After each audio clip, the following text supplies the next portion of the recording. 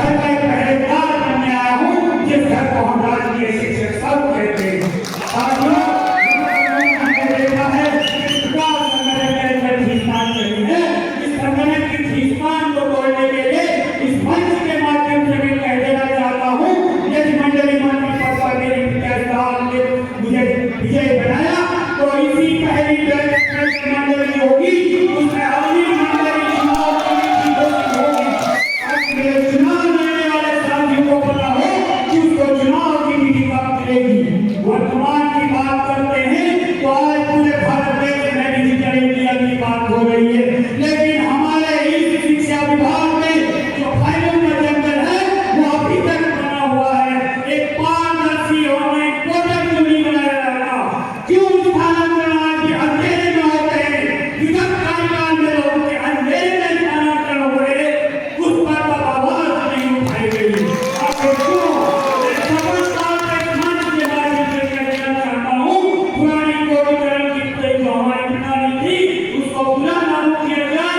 Online जो हमारे माध्यम से है हमारे स्थानांतरण किए जाए, ताकि मेरे आम शिक्षक साथी को पता हो कि उसकी स्थानांतरण की बारी कब आ रही है।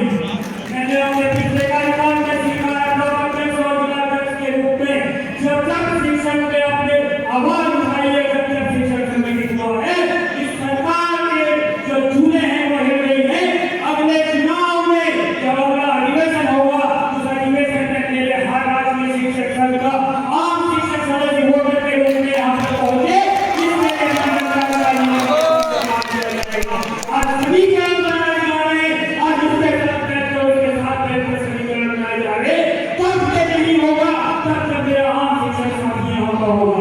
मुद्दों की बात करता हूँ तो मैं स्पष्टता के मंच से कहना चाहता हूँ, हमारे शिक्षक साथियों के लिए एक साइबर कोर्स की स्थापना होनी चाहिए, जिसमें हमारे शिक्षक साथियों को कोई परेशानी होगी तो हम सहयोग कर सकें। दिनों हमने देखा था हमारे बड़े भाई कांग्रेस का बहुमान के लिए सहयोग के लिए हाथ देते, मैं उन सभी सहयोगी साथियों को भी धन्यवाद करना चाहता हूँ और आप सभी से मेरी आशा होगी हर मिलकर इसके लिए काम करेंगे। साथियों, हम बात करते हैं, आज हम बात करते हैं, मैं किसी की बुराई नहीं करना चाहता, सभी साथी जो भी चुनाव लड़ने वो शिक्षक हित के लिए काम करना चाहते हैं, लेकिन सबकी कार्यप्रणाली अलग होती है। कोई बंद कमरों में काम करता है और कोई खुले कमरों में काम करता है, और मेरी कहना है कि खुले काम करना चाहिए। साथियों, आज बात करते हैं काले कानून को 18 दिसंबर 2025 को आया, सैकड़ों के निर्माण में रोक लगा दी गई है। सम्मानित साथियों, जब हमने सरकार से शासन से अधिकारियों के माध्यम से देना चाहता हूँ, हमसे काम लोगे 24 घंटे